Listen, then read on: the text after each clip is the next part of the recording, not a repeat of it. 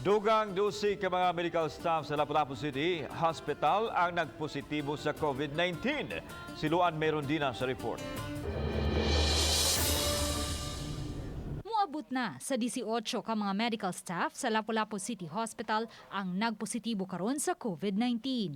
Gilangkuban kini sa 2 ka mga doktor, 7 ka mga nurse, 3 ka nursing aide, 2 ka utility ug 2 ka mga social workers. Pulos hinuon sila nakasinati lang og mild symptoms. Mild lang kayo sila mga gipamati and then ato sila gipang-isolate. Unya ato ipadadaan og sakto mga vitamins o mga tambal.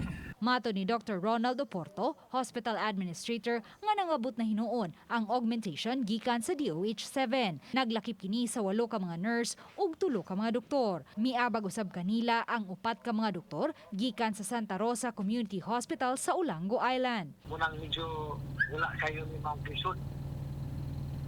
Kay during augmentation. Ang crisis manager sa dakbayan sa Lapu-Lapu may pasiugda na usab karon og nilahing paagi sa pag-contain sa dapit diin may konfirmadong kaso sa COVID-19 gamit ang mga tarpaulin. Inay butangan og karato lang lockdown area, gidasig nila ang pagsabot sa publiko og paghunong sa diskriminasyon. Apan pabilin gihapong gitisok ang mensahe nga ang gubat batok sa COVID-19 anaa sa tagsa-tagsa ka mga panimay.